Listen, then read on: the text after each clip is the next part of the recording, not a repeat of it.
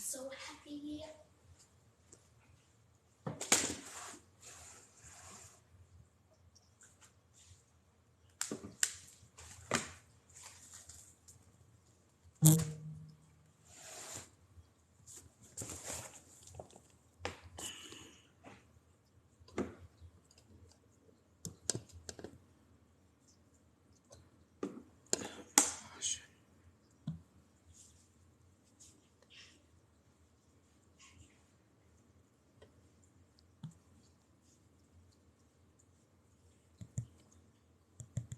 Hey y'all, thanks for joining. I'll get started in just a minute. I'm letting everybody know that we're fixing to go live. I like this cardiac cycle that we've got up right here, this one little paragraph. Be sure you know this for the CPC exam. You can write this in your CPC book under the cardiac section right before it. One of my questions on my CPC exam was the direction of the blood flow in and out of certain arteries or veins out of the heart. So the superior vena cava was one of the important ones. They wanted to know the direction of the blood flow from that one on my exam. So that's why I have this cardiac cycle up. Let me know if you have any questions. I've got some sample questions we can go over for the CPC exam.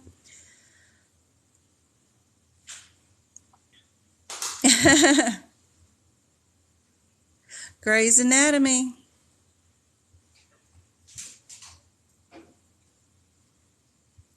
Yeah, it's like, medical coders need to know just as much as the physicians do. And we don't even get to take a medical dictionary with us for the Aapc exam. The HEMA, AHIMA, do get to bring a medical dictionary when they take their certification exam. But if you go through the Aapc, we can no longer bring one. We used to be able to bring one in-person test, just not online. Now we can't bring one either time.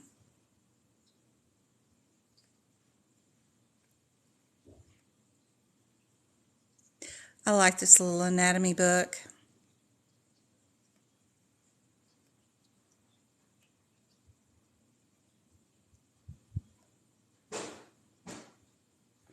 It has some key abbreviations also that you'll need for your CPT book for sure.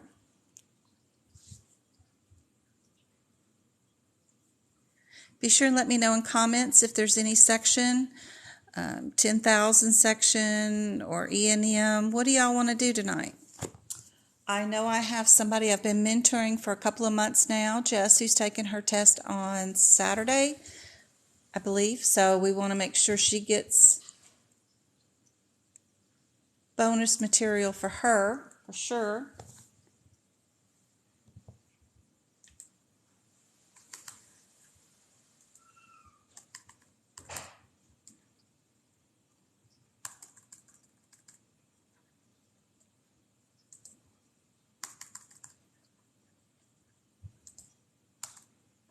I'm just prepping some questions so that we have them ready to practice the process of elimination for the CPC exam, because even if you're taking it your CCS or your CCA or your CPC or COC or CIC, whatever kind of coding certification you're going for, it is a time test, and usually you end up having hundreds of questions and only 2 minutes to pick out the correct answer. You won't be coding during your certification exams. They already have the question coded. You just need to pick out the right answer. So I have a little process that can help you get through those questions a whole lot faster, so you can bank some time in case you need more time for certain narratives that are super long or very difficult, or you need time to go to the guidelines. Hopefully we can get those guidelines moved to the codes that are affected by them so that you can look up everything in the correct way without having to go from one book to another or one section to another. There's our Jess. She's got her exam Saturday.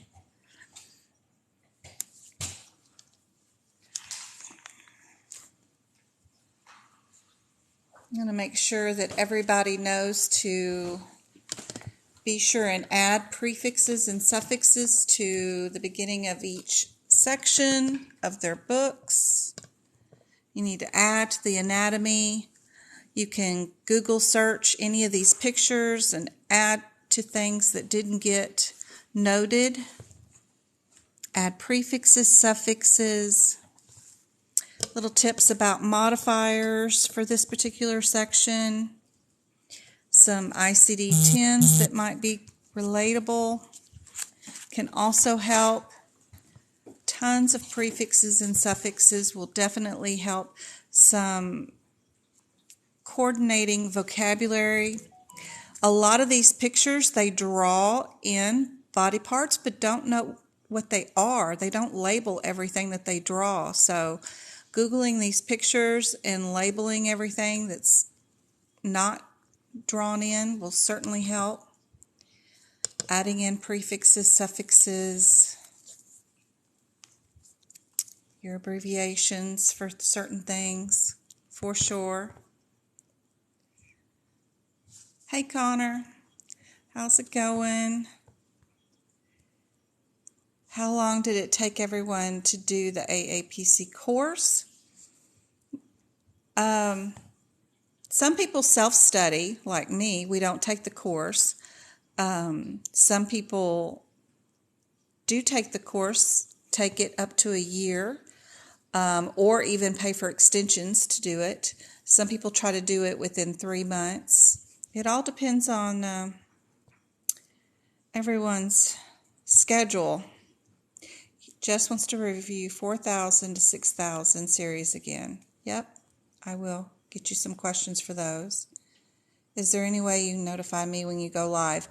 I do events, like I'll put it on the calendar on TikTok, and if you register for it, TikTok will notify you when I go live. I don't have any registered other than tonight's. I will go live all the time, most of the time. It's always Monday nights, for sure. And then it's going to be either Friday, Saturday, or Sunday is usually the other times that I go live. I try to do it 3 days a week, an hour and a half to 2 hours each time.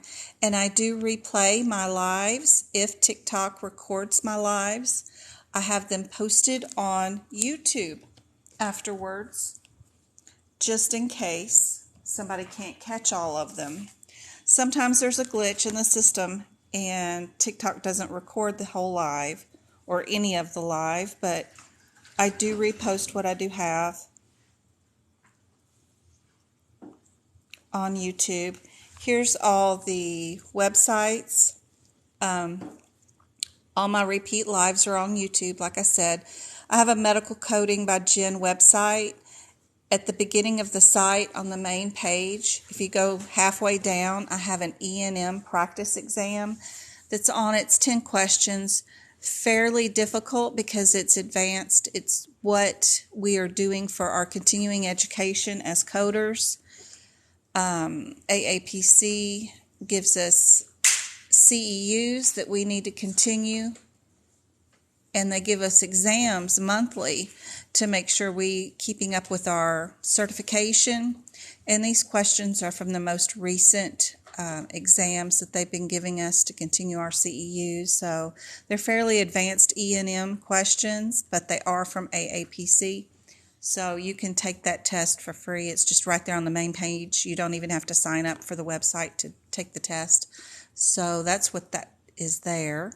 If you want to know how to do the bad method, is what I call it, where you box all of your core codes with your child codes, know where to highlight the differences, fix your out-of-sequence codes, the array, and prep your book for the exam. It's also on Medical Coding by Jen. I have the first 1 through 3 steps here listed free. It's just a blog, and I got screenshots of the CPT book. And then the 4th section is another blog there that will show you some more advanced areas on how to prep this CPT book. But it's all free. It just has step by step. The only thing I have on this site that would cost is one-on-one with me in my book. So if you want personalized training with me for an hour, it's like $27. You can schedule a time there, and we can work together just one-on-one through Zoom. Messenger is free. I have a chat group where we talk over scenarios, and I share information daily on coding and answer any questions. If you want page by page printout of all my notes, that's on Etsy. And what else? We got the TikToks. Y'all know about that. So that's where everything is. But all the repeat lives are there on TikTok. Let me check my messages and see what else is going on. And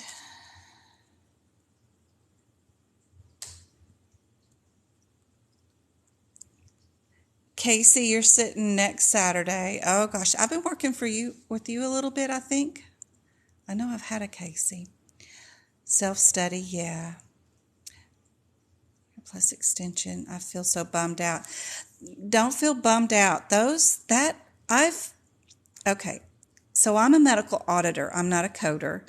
And I took the CPC during COVID when we had downtime and there wasn't a lot of auditing going on.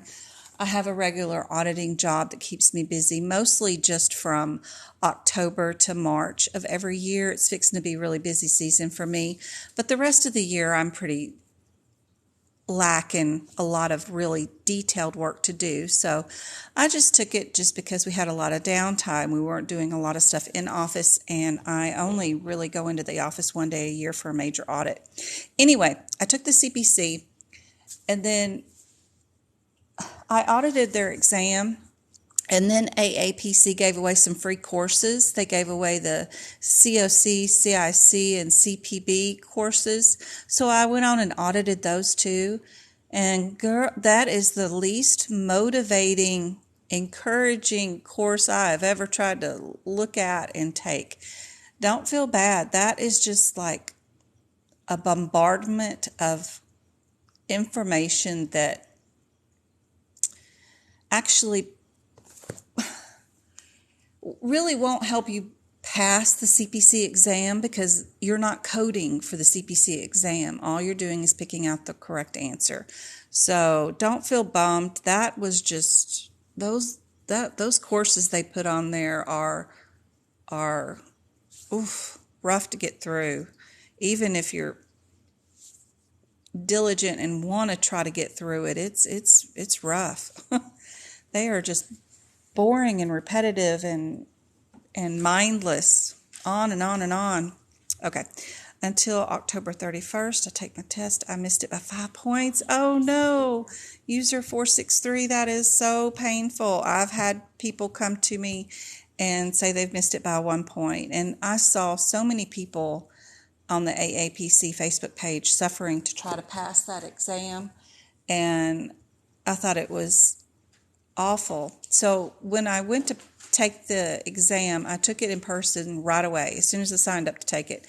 And all I did was go in, and I went in and highlighted all the codes that were on my CPC exam as a possible answer. Took that home, audited those codes. I also audited everybody online who has course information, from the CCO people to the flip method to the other methods, all kinds of methods that are out there on the internet, and audited all those, audited the codes, and then put together 2 and 2 that all this combined isn't enough information to pass the CPC exam. The Aapc courses are not helpful enough. The CCO people are not. None of that. You need more information, and you need to be able to do other things. So anyway, I wrote up my own program here where we do the process of elimination. I make sure that nobody is memorizing anything, that we get all the information into the CPT books where it should be for your exam, so that it's at your fingertips. All the coding guidelines, anything that is government related, what is OIG, what is all the dates, the information that you need to know as far as governing bodies, I recommend writing in the front of your CPT book before your E&Ms. And then before you go into each section, like I was showing you, you're going to make sure you write all your notes about each section, prefixes, suffixes, and everything before each section. You're going to have all your boxing done. You're going to write in the page numbers on your missing codes that are out of sequence. You're going to prep each one of these sections so that it's immediately apparent to you which code is going to be correct as you're going through the exam, and so that because this is an open book test, you're going to have everything at your fingertips as much as you can ready for the exam in this book. And I'll show you this process. It's going to be a lot simpler. So if you've taken any of the AA or any kind of coding course, you'll probably end up reading the question from beginning and then looking at your answers. I recommend not ever reading the questions at all. What we're going to do is go straight to the answers. We're going to evaluate them numerically first. Look for commonalities. We're going to go to the CPT codes first that we think might possibly be the answer just based off the numbers. We're going to note the differences between each code by key terms in each description of the CPT code. We're going to pick a key term. Then we're going to go on a word search through the question looking for those key terms. When we find it, we're going to know that's our answer. We're going to pick it, and we're going to move on to the next question. It looks easy when I do it, and this sounds really, really difficult, but it will definitely help you from getting brain fatigue during the exam. And it is a process that even the CCOs and the AAPC and everybody recommends you learning. Just not enough stress is put on during coding courses to actually really learn it properly, and it does take some practice, but if you do and start feeling comfortable with it, it will definitely work for you. I am going to, Jess wants to look at what numbers again? 6,000, 4,000 to 6,000. Okay. My first questions are at the 3,600 range, so we're going to be pretty close. I know we move on after that. Yeah. I'm looking for some more 4,000s real quick and some six. Ooh, there's a 6,000. Yay. Okay, good. These are 6,000s for her. How long did it take everyone to do the course? We answered that. Is it Saturday, self-study?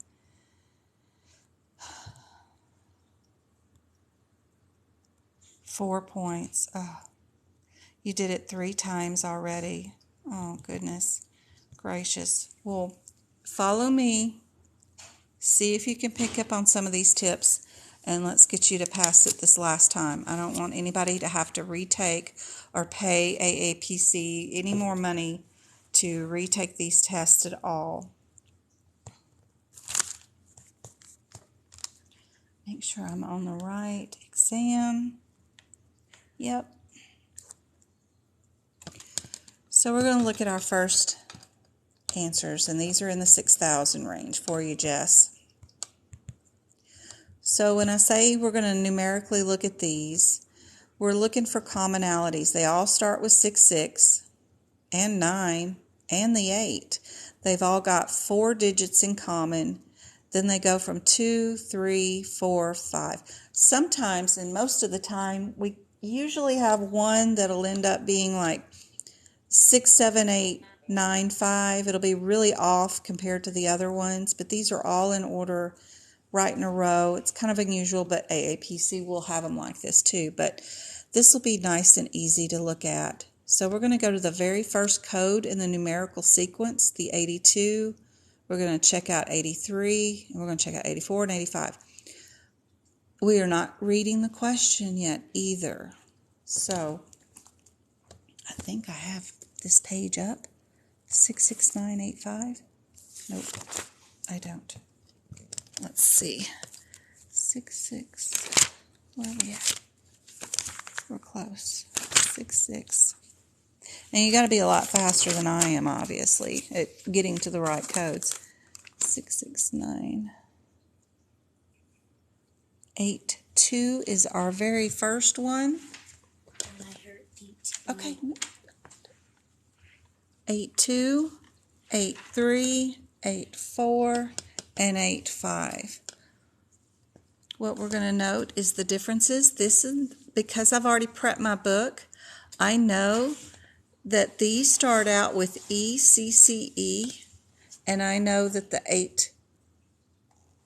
8-3 right here starts out with the I word, ICCE, and then again it flips again that the 8-4 is an ECCE, and then the 8-5 is just simply an insertion. So the 3 things that I can keep in my head for these is the difference between the I word, big fancy long word, or the big fancy E word, or an insertion. So I'm going to keep those 3 key words in my head, and I'm going to go to the bottom of the question, and I'm going to skim my way up, just looking for a particular word. And I already see the extracapillary word that starts out these 2 codes. So right away, I know I can eliminate the 8-3, and I can eliminate probably the insertion. So I'm going to keep the 8-2 and the 8-4 in my head. We're going to probably end up doing one of these. So all I have to do is now realize what the difference is between these 2 codes. This one is complex, and this one isn't. This one has the expanded device, and it's a very complex procedure, and this one isn't. A lot of times in the CPT book, usually the first codes in the section going down are usually the least complex, but every once in a while you'll get a set like this where the most complex is in the top, and then it goes down to getting less complex towards the bottom. So very interesting. So we need to know if it's going to be an expanded procedure or not. So we're just going to go back to our question, and we're going to skim again and look for any words that might say expand, and it does. So to verify, it's the 82, yep. So C is our answer, and we're going to move on to the next one. Could have done that in like 20 seconds, but I was trying to explain it a little easier. Let me know if you have questions on that. But if you read all these questions from beginning to end, all the way through, you have 150 of them. And you're going to get brain fatigue by the end. Plus, they're written psychologically to make you think you're going to pick a different code.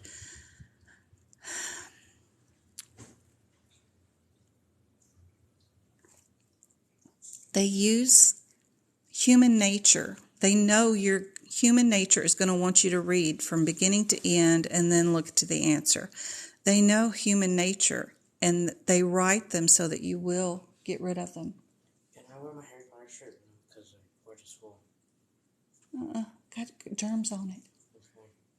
We got to wash it. Then you can wash it tonight. Is there anything in the wash machine? Sorry, kids interrupt my lives all the time, so sorry about that. All right, let's try another one. Jess, if these look familiar, let me know, because I know we've worked for 2 months, so if you've already seen these, let me know. Here's another 6-6, so we're going to look at these codes real quick, and we are going to pick out which ones do we like and which ones do we want to get rid of for the process of elimination.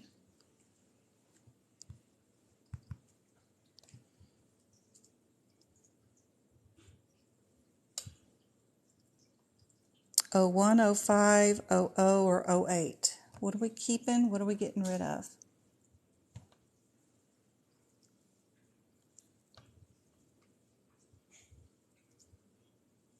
Perfect, Jess. Because numerically the '01 and the '00 are closer together than the '08 and '05, we're going to just basically eliminate those two, and we're just going to go to the '00 and the '01. So 6, 7, 8. 6, 7, 8.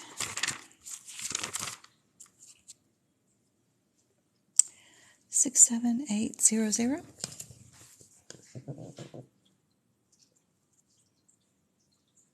We've got 0, 0 up here, and then '01 is right underneath it. The only difference between these two is single or multiple. So what we need to do, and we're not talking about eyes, we're talking about lids.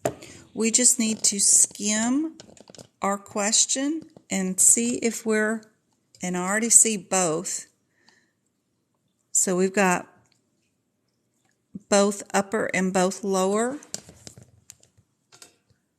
So we're going to be doing multiple. I would pick '01 and move on to our next question. I make it look really easy, but it's going to be a little bit more difficult to learn this. But once you get familiar and comfortable with yourself practicing it like this, you'll gain confidence and be able to speed through it just like I do. If your book is prepped, that's for sure. This book tells you how to prep it. Travis, go eat. On page X, whatever this is, XIV, it says instructions on how to use this code book. It tells you right here you are supposed to highlight everything after the semicolon in your core code, and then everything after on the child code.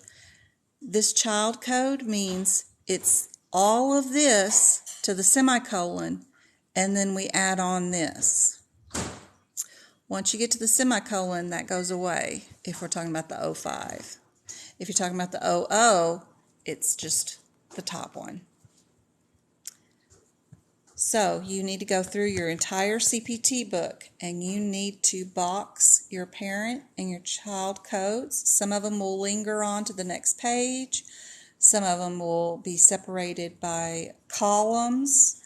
That's okay. You can draw arrows to the next column or arrows to the next page, and then arrows back to the core code once you get there. Don't worry about that. But you're going to highlight everything after the semicolon on your core code and then what's on the child codes. That'll get you started. Then you fix your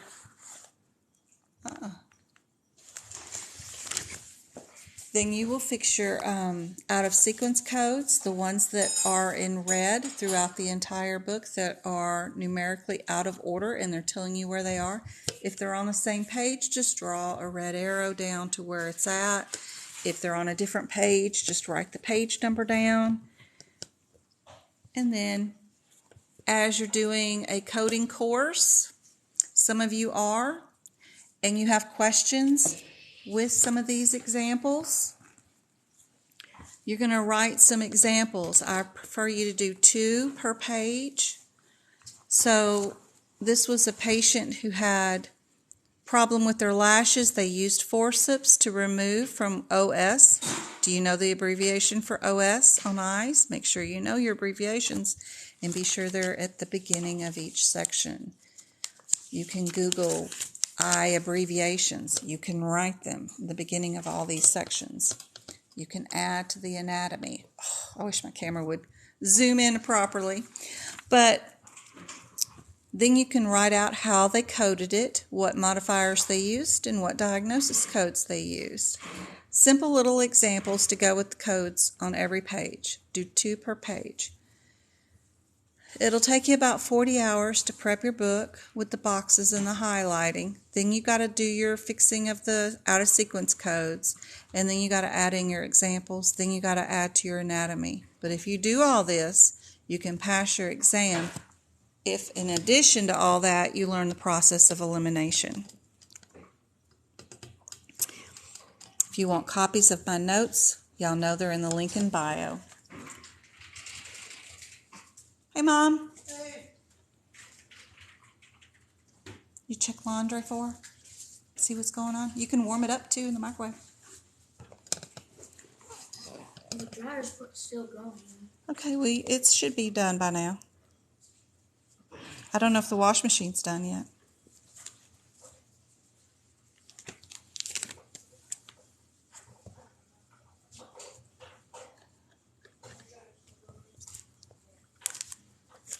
The dryer's still going. Okay. There's something in the washer.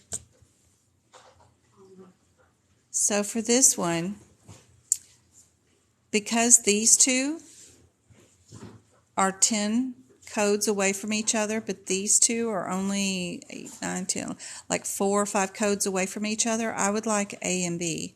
So I'd go to 33208 really fast.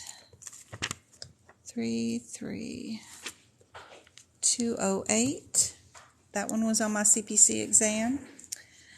And then 12 is right down here. So they're under, you're going to look at the parent code first to see what the differences are. They're both insertions. This one's a new or replacement. This one's just a pulse generator only. That means you're just replacing the battery.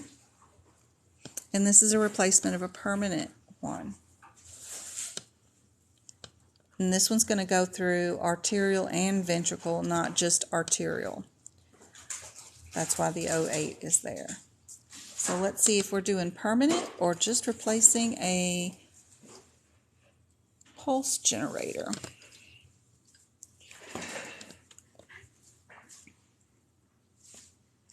So it does say that they are insertion of a pacemaker.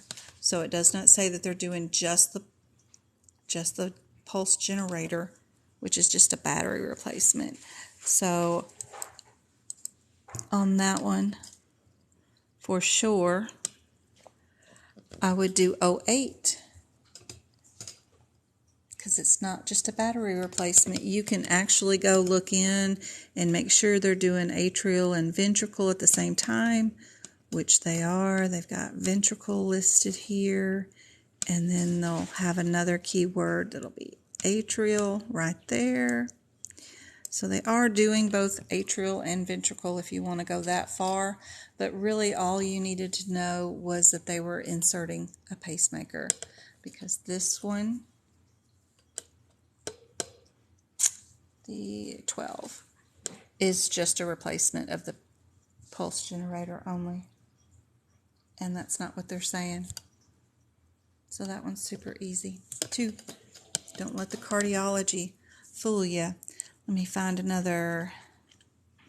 Just wanted. Let me see. She wanted. I keep forgetting 4,000s. Okay, let me see if I can find a 4,000. Get rid of D. I see why coders get paid well. Lab monkey. I wish we got paid well.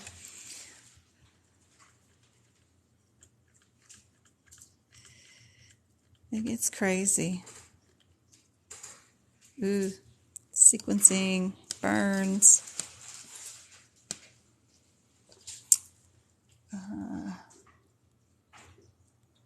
Just once, 4,000 to 6,000.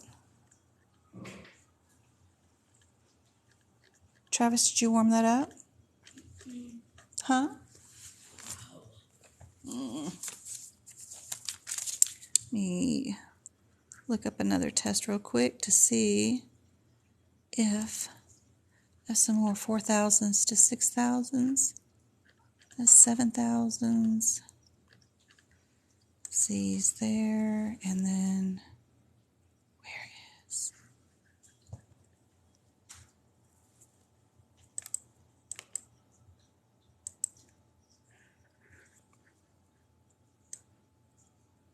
Got lots and lots and lots.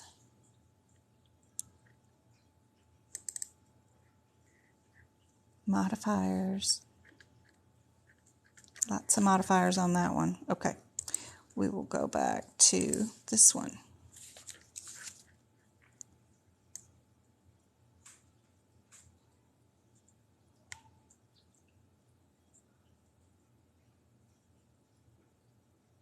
Anatomy, 8,000s, 5,000s, 50 actually, you know what I mean. E&Ms. Woohoo! There's some 6,000s. All right. Let's work on this one right here.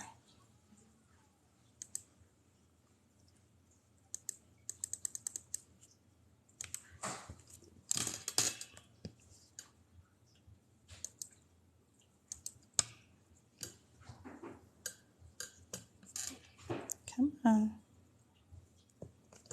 All right. What's going to be our outliers, and what are we keeping?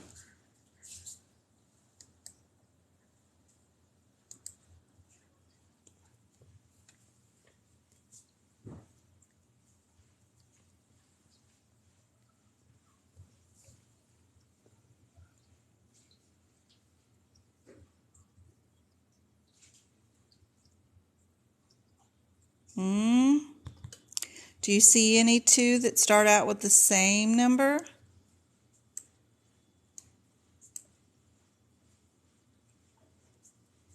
I like A and D because they're the same number. I would consider B and D as B and C as outliers because they're different numbers. I like A and D because they're the same number. Don't even have to look up that number. All I really need to know is, and see 48's in both of them too. So what I need to know is, would 45 have a modifier, and would 48 have a modifier? Or would 48 just be a times 2? So a lot of times the question is only, you'd only need to know the difference in modifiers. And a lot of people get a version of the CPC exam where a lot of the differences are just modifiers. So let's go look up 63045 because it'll say probably in the parenthetical notes what we can do or not do with modifiers or with these codes. So 63045.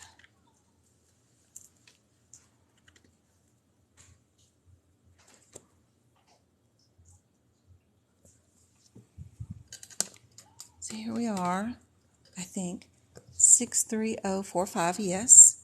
And then it goes over to the next page. And then let's look at these parentheticals. So 60345, it says to use the 48 in conjunction with it. So that's good because 48 is actually on A and B. We just need to know if we need to times 2 it or if we 50 it. So what does it say with our add-on code?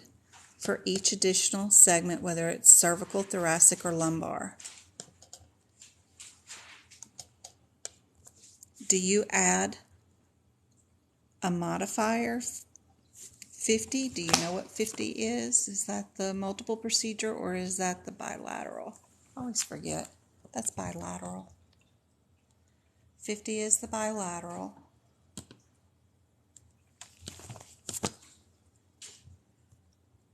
This one says for each segment,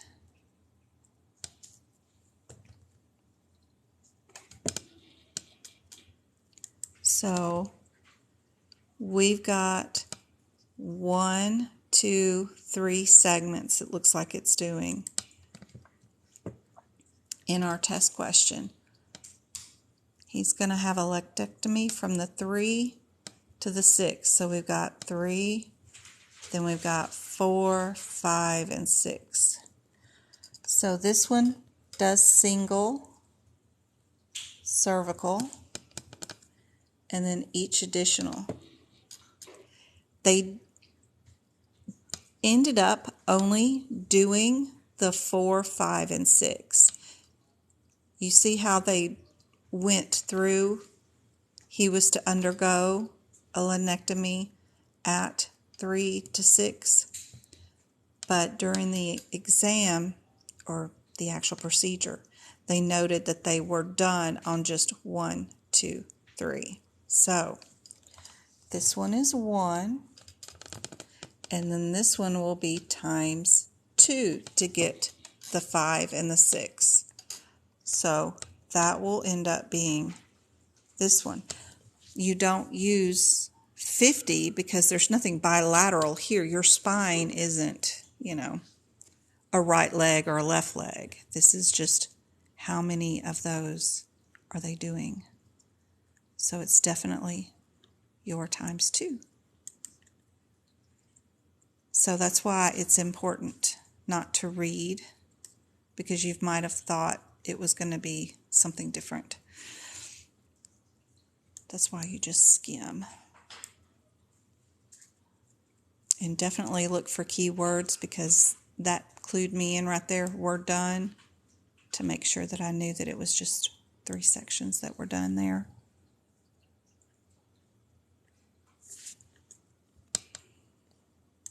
Get this separated real quick with some space in between so y'all aren't reading the question. And more space. Return. There we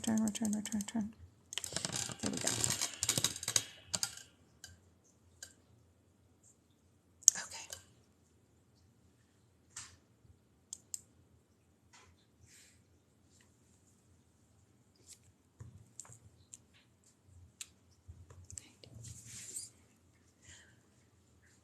Ooh.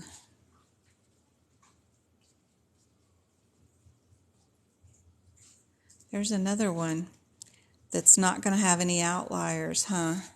That's not the same question we did, is it? 669.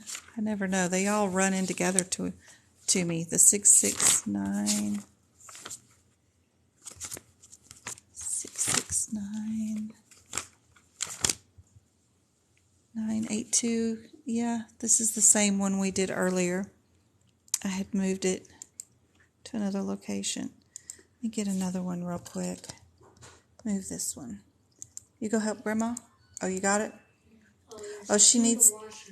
Yeah. There's nothing in the washer. That was wrong. Okay. She's putting her stuff into it. All right, here we go. What about this one?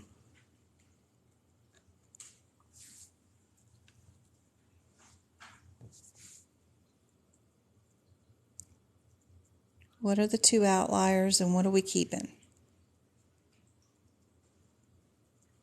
Don't assume. Yep, we like A and B. They're the same ones. And you don't have to look up nothing because it's the same one, same modifier. All you need to know is the difference between the diagnosis code, which is 33 and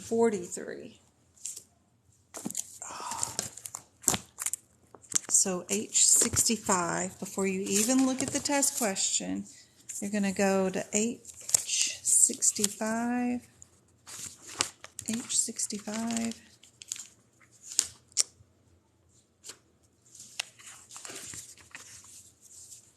Don't forget, the beginning of all your ICD-10 chapters have tons of anatomy in it. Anything you can pull from here for definitions and put in your CPT book at the beginning of the section is super helpful. So H65,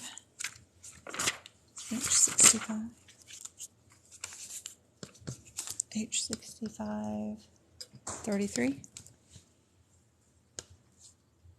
We've got 33 up here. 33 chronic otitis bilateral. And then 6643. 6643 is superlative. So we're going to look up the difference between superlative and chronic mucoid. So those are the two words we're going to be skimming for. So going backwards, ooh, I see that mucoid right there, right? So this one was superlative, so we know our answer is going to be that one, which is the 65, which is A, and we move on to the next test question. Don't be looking up anything else. Don't be reading the dang questions. You're going to get yourself all confused, turned around, and second guess yourself and get the wrong answer. That's all you need to do. What you need, Mom? Nothing.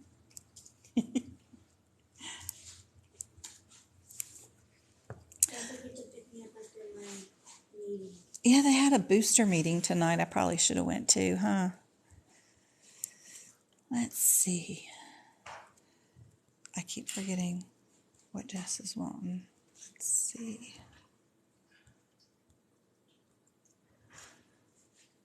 4,000s to 6,000s. So good. Okay, this one is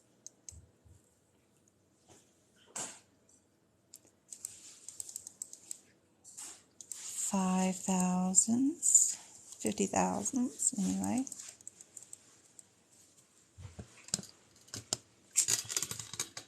All right.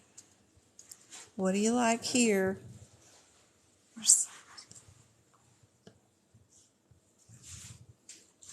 Sorry, it's moving. I'm shaking with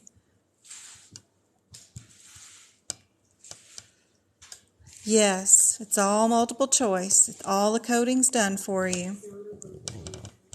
So it's best to go backwards on the question. Yes, absolutely. Absolutely do not read the questions from beginning to end. That's human nature, and they've written those test questions out. So knowing that you will be reading it from beginning to end, and they put in a ton of information in there to confuse you. So read them backwards after you've gone to the codes and figured out what you liked. So yes, we love B and C. We don't even need to look up that first code because it's the same.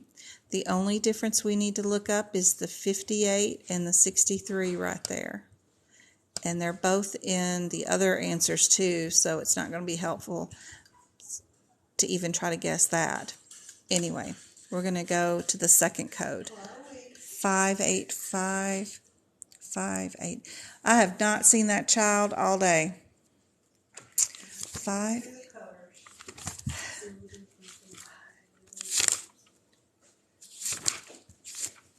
I've seen Magpie, but not Chloe.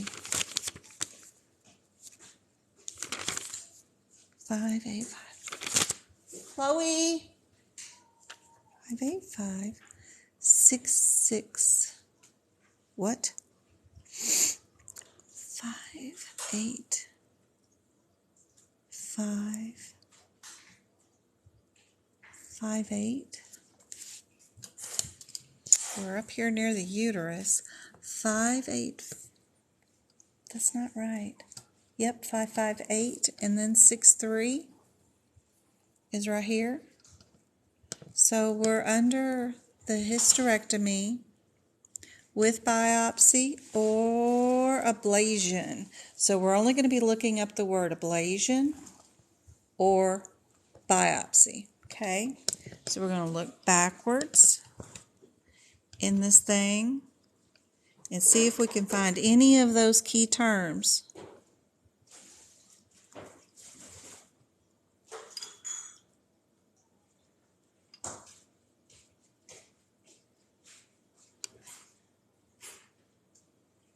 Look, I see the word ablation. There it is. Right there. Ablation was used. So most definitely we're going to use the one with the 63. And that would be, sorry about the camera, come on, B. B is your answer.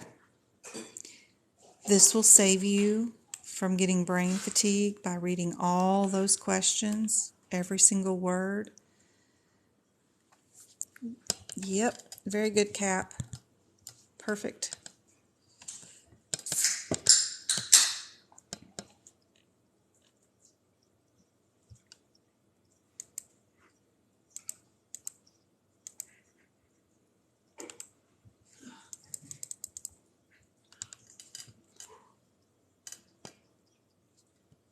There we go.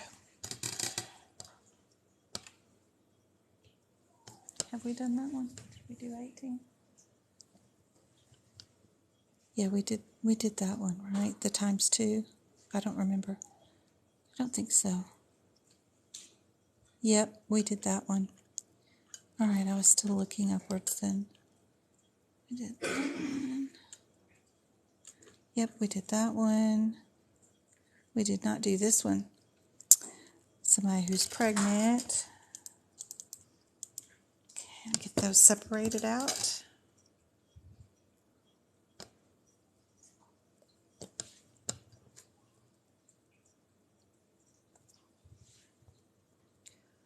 What do we like here?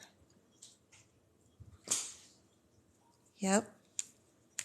A and B is perfect. Hi, Wendy. So 59840.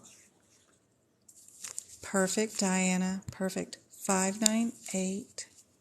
So we're going to go over here. 59840. 98. 598. 40. 40 and 41. So my notes here say this is due to an infection, and this is a D&C.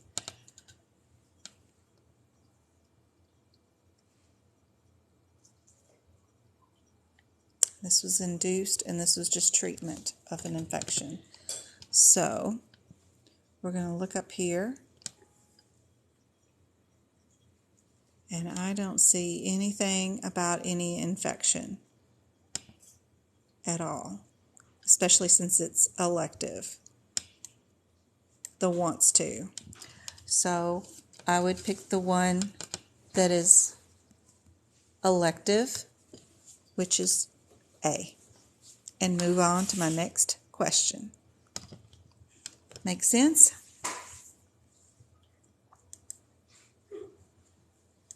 Let me know if you have questions. Just setting up the next question real quick, getting it separated. Here we go.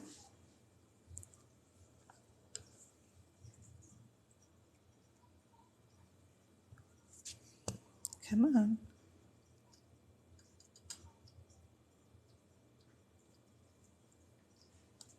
Oh gosh, numerically these are driving me nuts.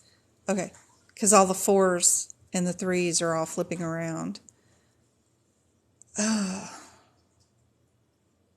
4304 or 40 or 44. I think what I need to do is separate these into 2 boxes because we've got 2 numbers, right, that are 543, 543, and then I need to know if I'm in 544 or 544. I need to know which section I'm going to be under. So I would look up the 543s versus the 544s just to narrow it down between two codes. 543.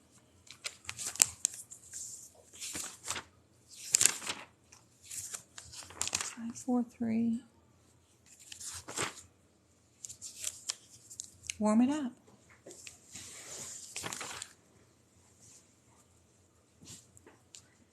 Five, 4, 3, 0, 4.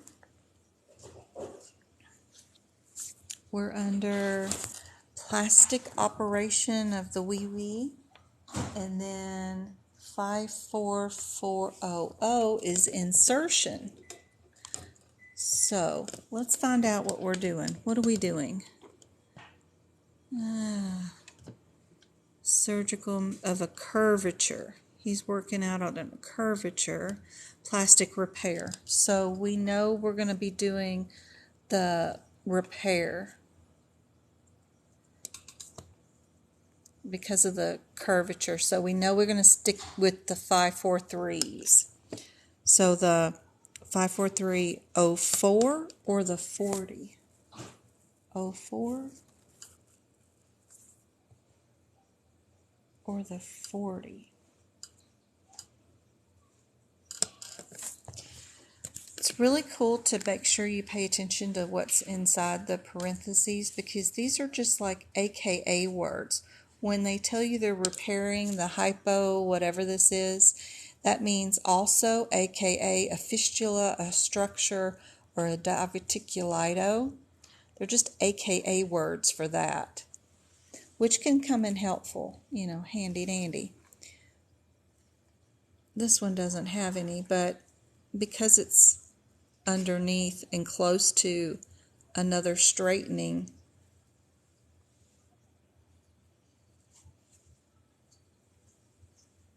and skin flaps. Yep. I like that first one. I like the 04 one for sure.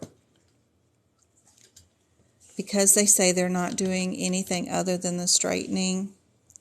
And they're also going to say that hypo word right there is the same word that's in 04. You see that right there? You're just doing word searches for the same words to keep you sane during this exam.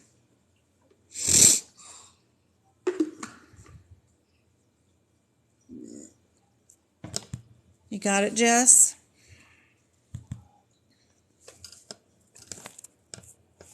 Ooh, we got 10 more on. Let me put this one down.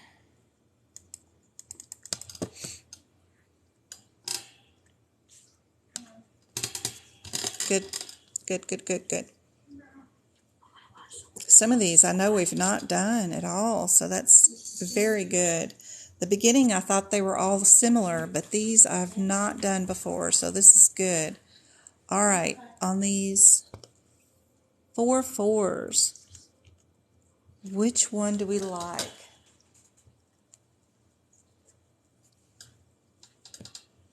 Gosh,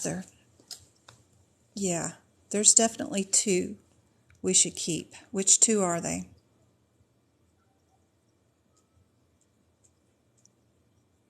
Perfect, everybody. A and B, because they're only 3 codes numerically apart from each other. Perfect. We'd get rid of C and D. So let's go to the first one in numerical order, which would be 44140. 44140. And don't forget there's a link in bio if you want a copy of all my notes too. 44140.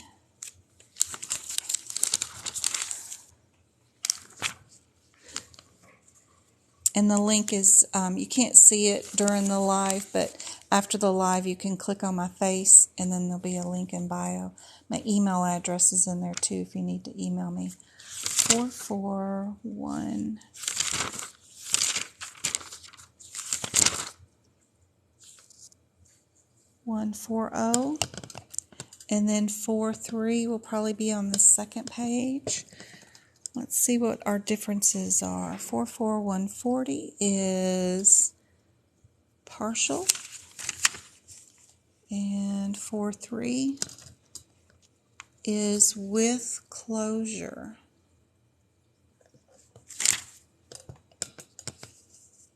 "40" is with the A word. 43 is with closure. So we're looking for the A word or for the closure. So we're going to skim from the bottom up to see what we're doing.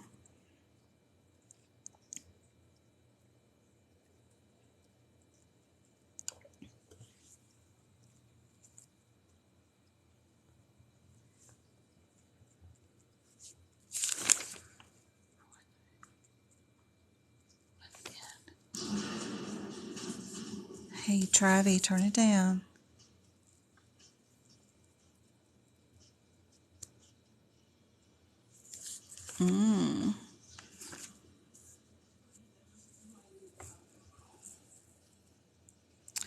All right, maturing up. No obstruction. Colostomy bag was applied with anastomosis. That's a partial. This one is closure and distal segment. And look right here.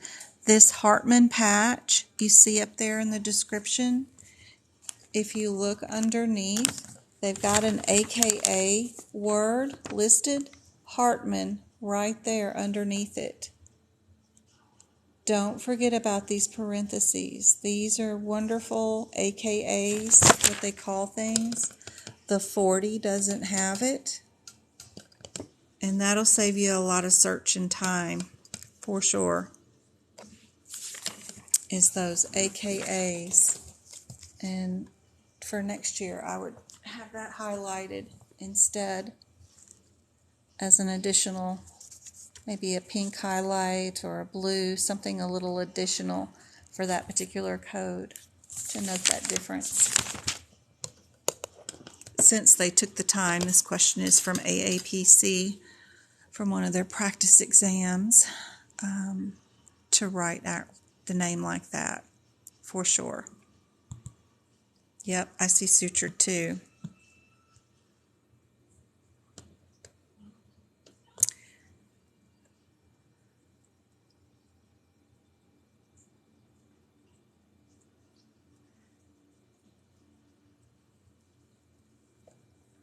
All right.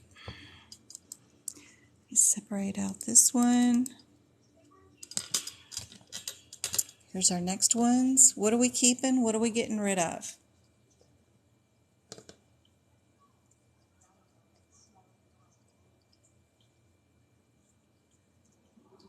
This one looks like it's simply going to be a modifier issue.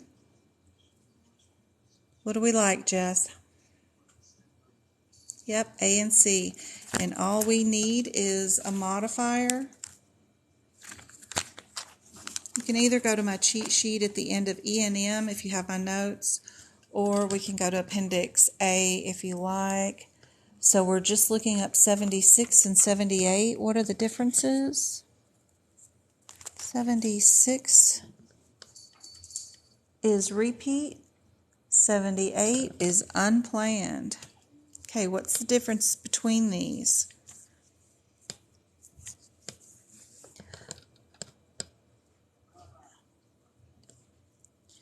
Repeat can be global, like it could be the same CPT, it could be, oh crap, we got to go back in.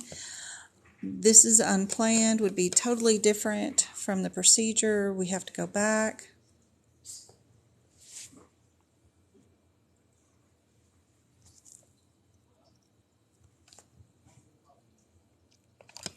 So let's see if this is unplanned or not.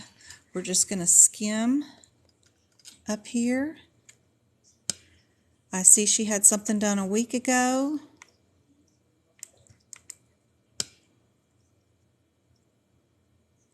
And now it's taken back to the operating room.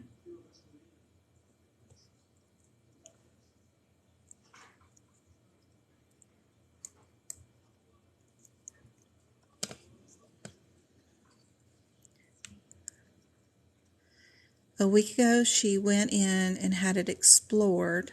What's she having to do today? She's reopening the original incision. They're examining, reopening everything because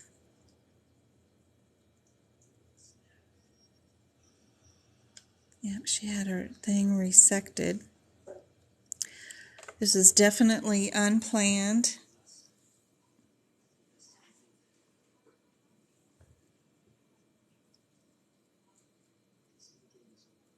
Following an initial procedure, definitely unplanned. And they didn't do the exact same procedure because a week ago they already resected her part of her ileum. When they went back in today through the original incisions,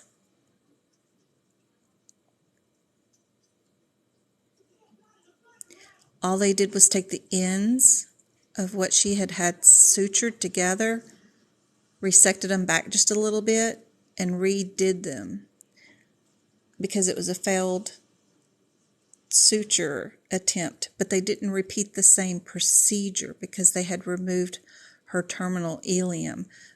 They didn't go back in and remove the ileum again because it was already gone. So this is definitely an unplanned procedure. I hope that makes sense about if they repeated a procedure, it would be the same procedure. This is unplanned. They had to go back in and redo their closure, basically, of what they did the day before. So it's definitely A78 on that one.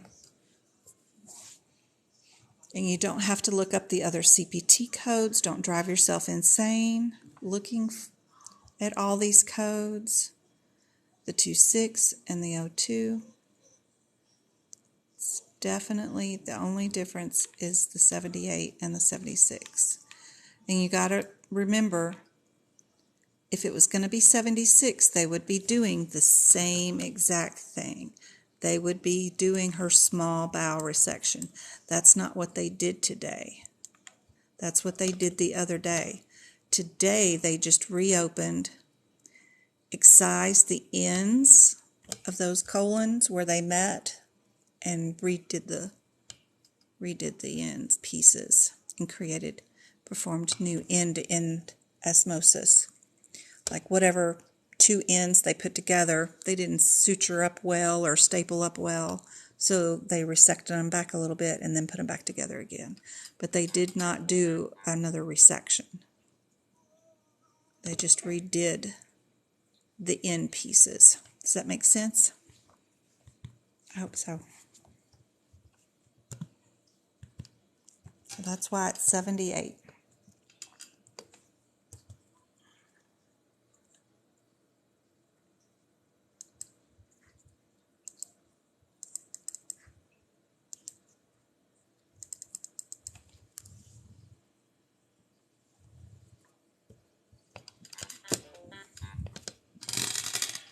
Ooh, my little cranny. Let's see.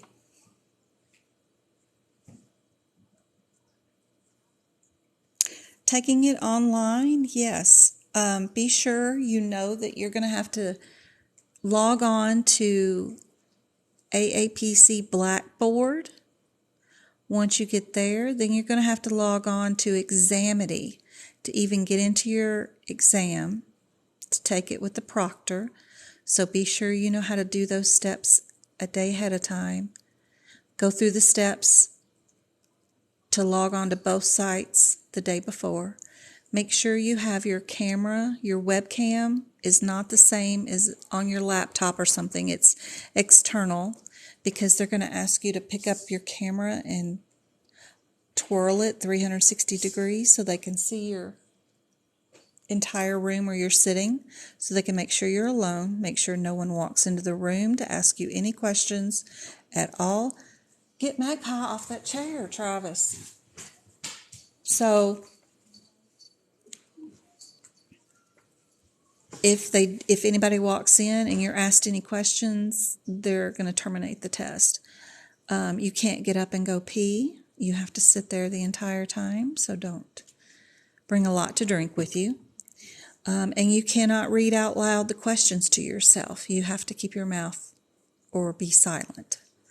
Some of those things stress out people, so just want to make sure you're aware of it. They may ask you to hit some keys on your keyboard so they can look at the processes or programs that are running in the background on your computer before you start the exam. That's normal. You may even have to download something and give them permission to even look in your computer system, but I can't remember. I think it was just clicking on something and brought up something that they could see actually all the programs that are running in the background of your computer. But don't be scared of that. You'll shake out your CPT books and ICD10 books in front of them and then flip through the pages. They're just looking to make sure you don't have any sticky notes or added pages into the books. I don't care what's written in them, but don't have anything added and don't have any fake tabs or man-made tabs on it. And I think the online test was a lot easier. The questions weren't as long and lengthy. And each section started out with a little bit of anatomy and then the coding questions and then moved on to the next section, a little bit of anatomy and then to the next section, coding. So it was easier, I think. And that's it. If you do one part of the test one day at noon and then do the next section at noon the next day, that seems like a really efficient way to do it, and plus gives you a break in between to bone up overnight on more answers if you need it. But I always like that idea. I did mine in the same day, but I got started like 2 hours late on the first test because of all the logging into this and logging into that and then checking out this and moving webcams here and doing this and doing that.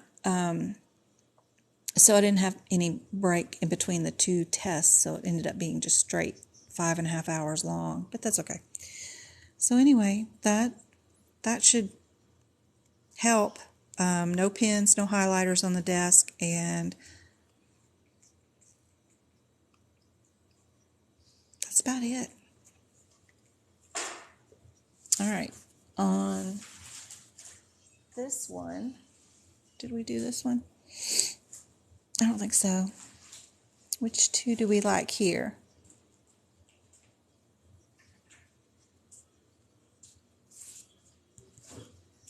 I like A and B on this one because they're super close together. They're both in the 40s. So let's go to the first one in the sequence, 4, 3, 2, 4, 1. 4, 3,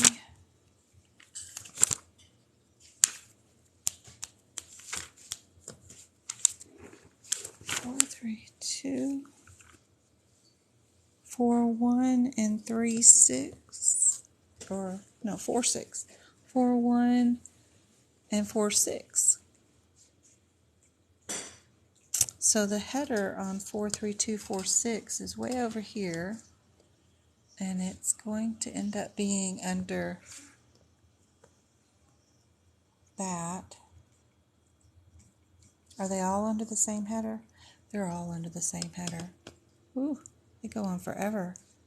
4.1 is with insertion of tube and catheter. This one is direct placement of gastrostomy. So we're looking for the gastrostomy word or insert tube.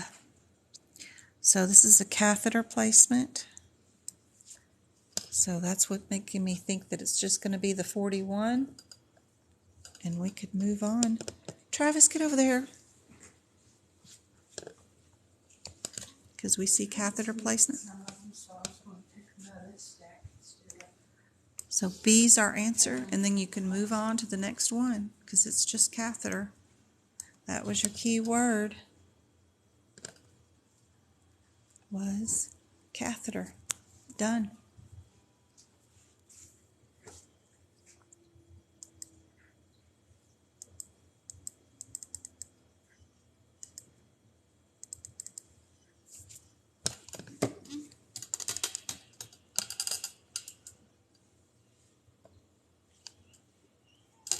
Oh my goodness.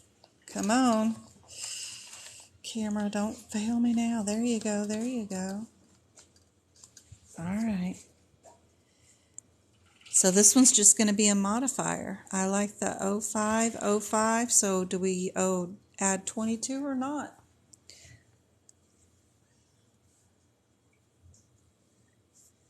What is modifier 22? It's increased procedure.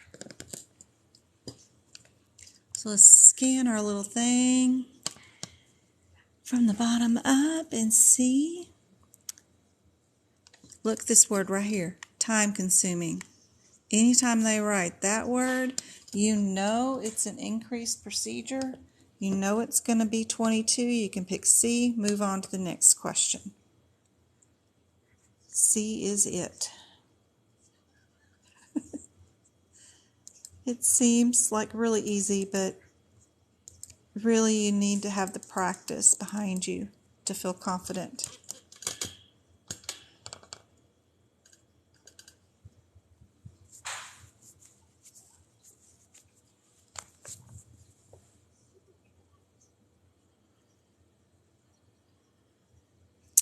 I think the 7-5 is outlier. These might be really close together, so let's go to 336. 336. 336. 332.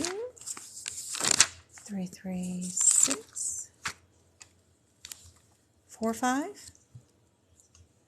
We've got under septal defect, we've got 4-5.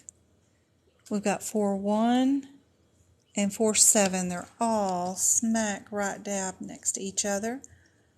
Repair, direct, patch, and repair. So it's probably going to be in between these two because they're both repairs. So the difference is the S word and the ventricle. SECUNDUM or ventricle. So we're going to look backwards and see. Oh, there it is, right there. There's that word, which is the same word in 4-1, which is our answer, which is D. And that's it. We move on to the next one. Hey, Libra.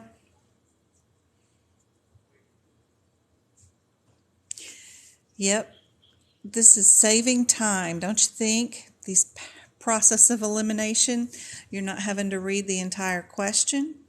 You're not even looking at the question till after you've picked out codes that are similar numerically.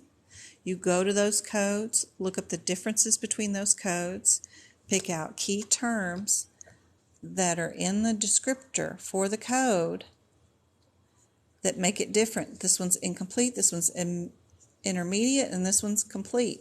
So if I had these as a possible answer for something, I would look for those key terms by skimming the question backwards to eliminate some time. Don't ever read these questions from beginning to end and then go to the codes and look up all those codes and try to answer.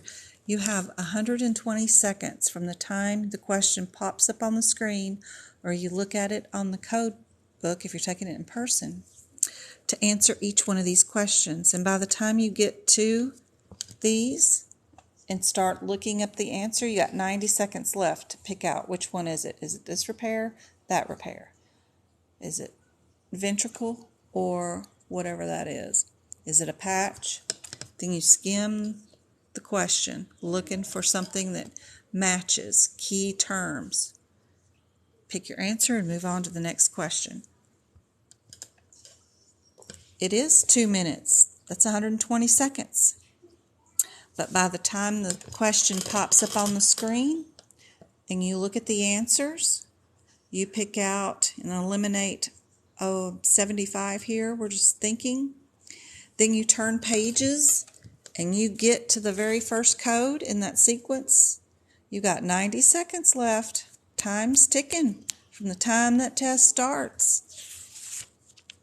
And then you got to decide which one, and then you still have to skim and do your word search for the correct answer, and then verify, and then pick your answer and click to the next one. 120 seconds goes by super fast, y'all. super fast. Yep. It is crazy how fast 120 seconds goes by. Because time starts right away, man, right away.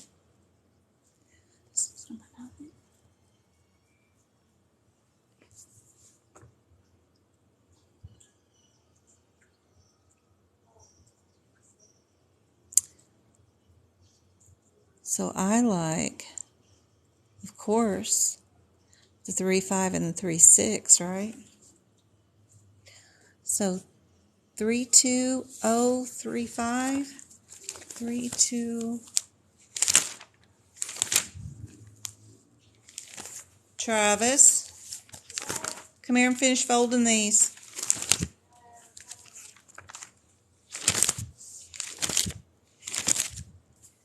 Three, 2, 0. Oh my gosh. 3, 2, 0. Sorry, I get it. I'm blurry. 3. Where am I at? I'm in the way wrong one. 3, 2.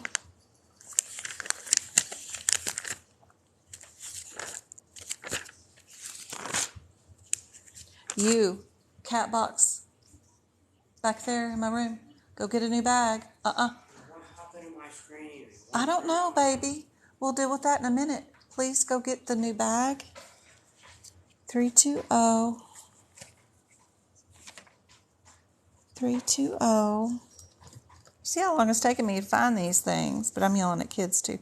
3-2-0. 3-5 and 3-6. We're under incision.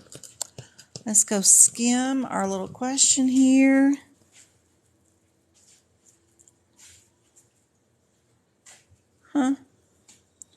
Planned return surgery to remove catheter. Nothing here says anything about a catheter, so I think we're in the wrong section of the CPT book. And sometimes this process of elimination won't help you. You need to be able to identify when you are in the wrong section. So these two are not going to be helpful. Now, that modifier would probably be able to help you more than anything else, because it says, therefore, a planned return surgery.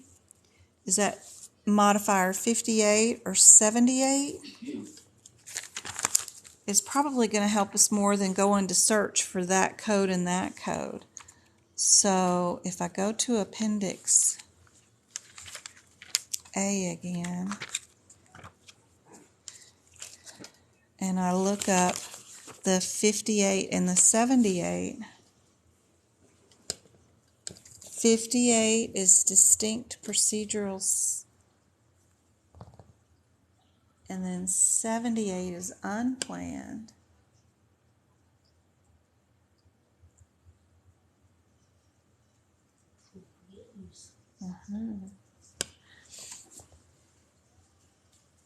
So for this one, I'm under the wrong one. Right here where it says staged.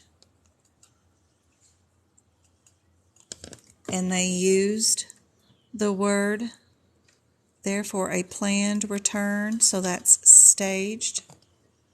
So we know these two are not the answer because we're not under catheter when we first looked those two up. So we knew it was going to either be this one or this one. But instead of looking up those two CPT codes, I decided to run to the modifiers and see which modifier would be best suited for each one since they were different. And that would tell me faster than looking up those two codes. Because of that, I like D because that's the only one that says it's staged. And that would be the answer that I would pick for this one. I hope that makes sense. Because this was definitely planned when 78 says unplanned. Even if you didn't know anything else about 58, you can tell the difference between unplanned and planned. Plus, 58 is used twice in two answers when 79 and 78 are not. So probably, even from the beginning, I should have looked at the two modifiers and picked B and D as my two go-tos instead of the 35 and the 36. Then realized that this one wasn't a modifier. James is changing the kitty litter box. Sounds awful. No, it's fine. What's wrong, Miss Robinson? What's wrong? Is it driving you blind because of the blurriness and the shakiness? Sorry.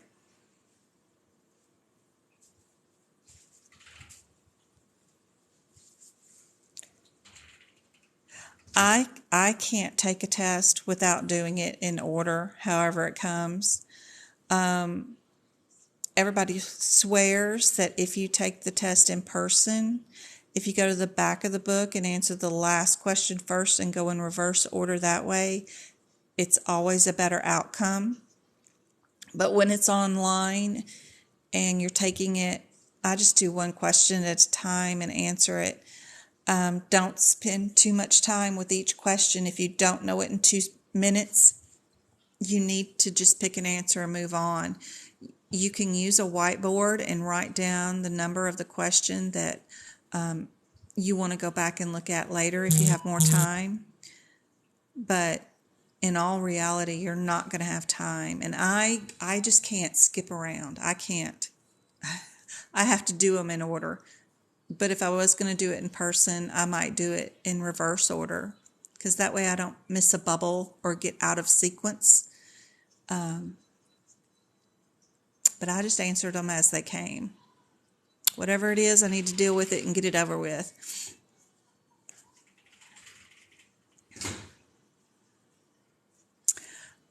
You're just now starting your course. What I did was I took it right away in person so that I could come back and highlight all the codes that were on the test as a possible answer. Then I went and studied. I studied the codes. I studied all the people that are out there over the internet sharing different ideas on how to pass the CPC exam, from the CCO people to the flip methods, to the bubble methods, to the everybody that's online that's got the YouTube videos. I studied their processes and I studied the codes that were on my exam. Then I reserved my second time I took the test for online, and after I had audited all the codes that were on the exam and studied everybody's process, then I took it. I still missed a lot of things because there's a lot of things that the people that produce a lot of material online don't tell you about this exam in depth about. And number one is I still couldn't find 90% of lab, path, and medicine on the exam. All these CPT codes are out of sequence. They're all over the place. And even the ones that are put out of order somewhere else, they knock the ones that are supposed to be in order somewhere else because they're all out of sequence. So putting the page numbers down, huge helpful benefit would have been for me. I couldn't find anything online for those 3 sections, even after taking the test twice, because the first time I took it, the version of the test that I got, I didn't have any out-of-sequence codes. Maybe 1 or 2, not enough that I would have noticed, but the second time I took it, the version of the test that I got was all out-of-sequence codes. And I couldn't find anything for those 3 sections. So luckily, I'd run my own lab before, and I shot radiology in my medical career, and I guessed enough to pass the exam. But fixing those out of sequences is number 1. Boxing your codes. If it's a foreign body, I write FP here. If it's a biopsy, I write it there. If the procedure is open, I circle it with green. If the procedure is closed, I circle it in orange. This is an incision and drainage. It's an IND. A lot of things I try to write in that will make a difference. There's another IND. When they're out of sequence and they're on the same page, I just draw a line to the number. A lot of the sections will tell you when to use a modifier, when not to use a modifier in the parenthetical notes. So when it does do that for me, I highlight it. I also make sure I mark the do nots, because Aapc will definitely have an answer that's possible for this that will have that code with this code as a possible answer. And you'll know right away not to do that if you have those noted right here. When it says to use a certain code with another code, I make sure I highlight it in blue with a blue star so that I know the difference. The do nots and the do's. When they tell me to use a modifier to, I also note it in blue. I make sure I keep my color coordinating going. I've got cervicals are always in pink, thoracics are in brown, and lumbars are in blue. Keep that going for the whole book. My withs are circled, the withouts are underlined. I write in the modifiers that are used for that section. I also write in the ones that you do not use for each section right before the section. I put all the prefixes, suffixes, common vocabulary for each section right ahead of time, common ICD10s. I add to all the anatomy ahead of time so that it's there in case I have a question with it. Let me see. Look right here. For bilateral, you're going to use modifier 50. I love that. I star it. Whenever they tell me to use a modifier, it's there. Another modifier right there. Baby, make sure you got your cord pushed in all the way. Okay, you want me to stop my live of the 10 people that I'm helping to fix your monitor? Okay? Why don't you get down there and push, squeeze, do it again, because I can't, that's all I'm going to do is go over there and push it, and it's going to go right in, and then it's going to pop on. He can't get his monitor working. Anytime it says open, circle it. Repair means open. Scopes are all closed procedures. Be sure you know the difference. If it's a biopsy or a foreign body, I write it in. All these little things will help you right away to answer the question. If you find out with networking with other people if it's okay to use a certain modifier or when to use it, I always write that in. My notes are available if you want them. They're going to be a link in the bio after the live. You'll be able to see that. If there's any information that I need to know ahead of time for each section, I write it before each section. If there's any legislation or like what does OPPS mean? What dates did stuff start? What is covered by Medicare Part A and Part B? All that labor and information I'll write in the front of the book before the E&M section so that I have it.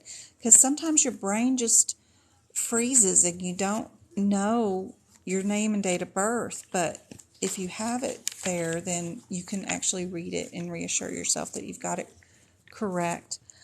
During the exam, fixing those out of sequences is a huge must. Writing your page numbers. Add to your anatomy for sure. There's a lot of information in your ICD10 book about anatomy. You don't have to go anywhere special for it. I mean, I went all out everywhere and added a ton of information. You don't have to go as high core as I did, but you can even take your guidelines for your ICD-10 and you can add that information everywhere you go in this book, like burns. I'll write it in the index. Not that you'll have time during the exam to go to the index, but it's also written if you go to the burns in the S section, wherever burns start, you'll see that I've even written the guideline there.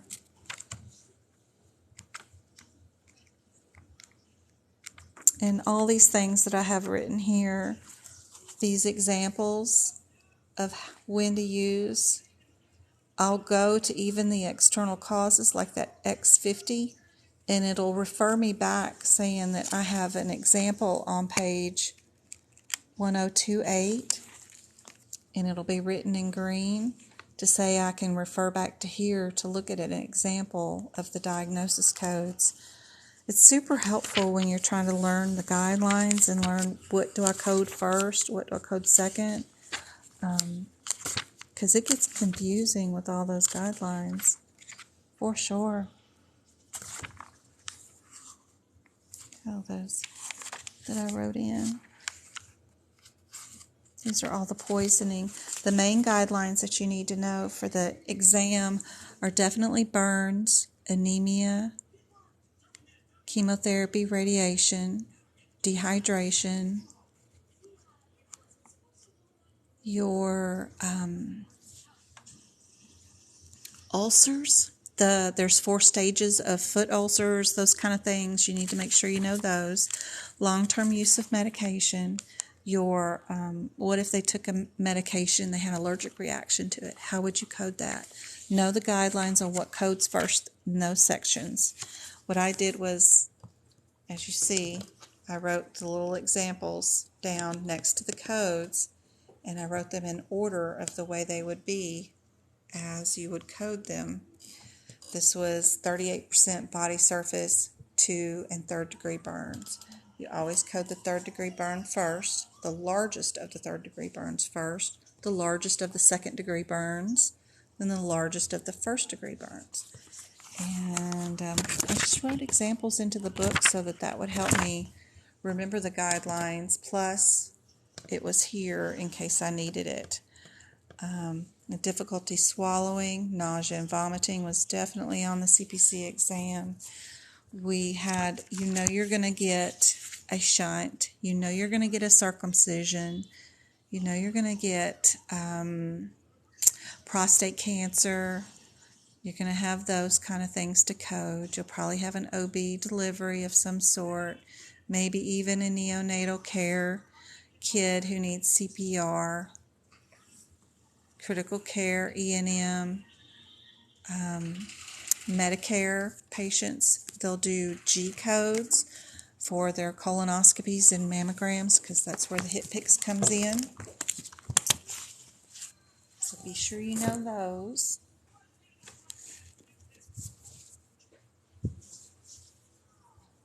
I don't use flashcards because I don't want you to memorize anything for the exam. I want you to make sure you put everything in the book where you can find it for the exam. So, like I was just going over, if you have a guideline that you want to know, and you want to keep up with, instead of trying to memorize it, because we're all busy and we got a million things to do, like these anemia ones, or the burn ones, or the external causes that you want to know. Yes, don't have sticky notes in your books when you go to take the test. I only have it in there because I'm just training. You see all these external causes? You're going to do the cause first, the intent, the place, the activity, and the status. I don't want flashcards. I don't remember that. What I do is I go to each section of the book where that might come up. Go to the index. I've written the guideline there. Then you know external causes has their own index. Right here, I've written it there too. Also, I've gone through the index and so yellow is place.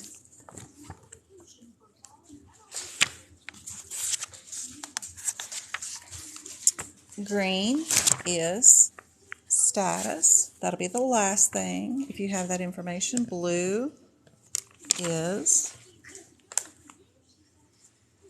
your intent. Then also, if you go back here to these codes where they're actually at, not just in the index, because you know you're not going to have time to get to the index.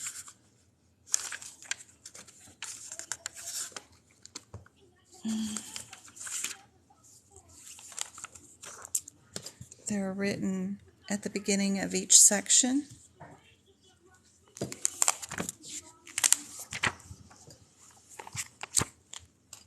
Also, not only does that help you because you've written it 10 times in the book, rewriting it is going to help you with the memorization also. But then it's there when you get to these codes and you need to remember which one is going first, which one's going next. So any guidelines that you have, you need to get them to the actual real codes because you're not going to have time to refer to all of these at all. I hope that makes sense. The notes in your bio, is that what you have written in your books? Yep, it's page by page scanned, turned into a PDF, and able to print and download. Next year, for 2022, I'm already working on those notes, and it will be all typed and written out instead of on these pages, so you don't have to read my crappy handwriting. I'm working on doing screenshots and then typing it out instead of having it like this, where you have to make out what the heck did I write there. Yeah, so at least it'll be typed this year. But this is 2022's versions, and they're going to be really in depth on what's going on, obviously.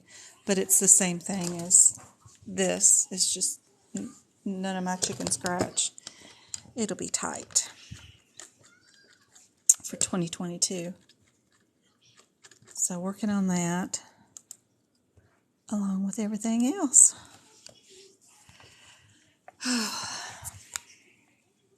Ooh, gotta take the trash cans down, guys, to the end of the road. You did both? Thank you. Did you put the trash inside the can? Because I know it was falling out. My children. So tonight's live definitely will be on YouTube tonight, and all my previous ones are there too, if TikTok saves them, of course. There's a couple that are missing. And then if you want to take the free practice E&M, it's there. And also at this page, there's that free step by step with screenshots, just basically pretty much like what this guidelines is going to be with the screenshots, showing you how to do your boxing and your fixing the arrays and where I put everything in all the books. There's your pressure ulcers.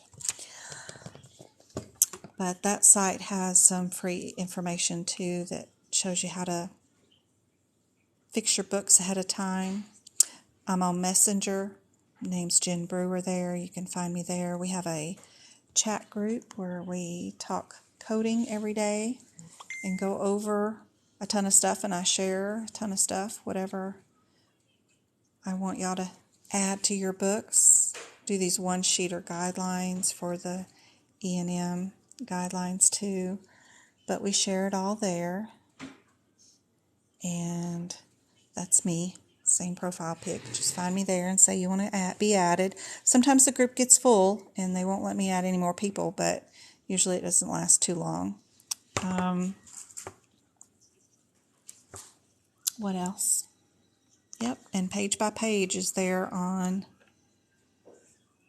Etsy if you need it, but I'm happy to show you how to do it yourself if you want to learn how to do it all yourself. But if you're in a time crunch, it's there for you. How we doing, Jess? She's probably getting ready to go to bed. It's getting late there where she's at. But, yep. I have been on here almost 2 hours. So hang in there, Jess. Tomorrow, you and I, or one day this week, you and I need to get together to do a one-on-one through Messenger. So let me know what afternoon is good for you, Miss Jess. Good. Good. All right, guys, I'm going to get off here, and I will try to do another one of these. I don't know what day. I don't know what day he's working nights again. So hopefully Thursday or Friday we'll do another live. I'll let y'all know. I'll schedule it on TikTok so y'all can register for the event. Let me know on TikTok. You can add messages to any one of the TikToks to let me know what you want to go over on my next live. Talk to y'all later.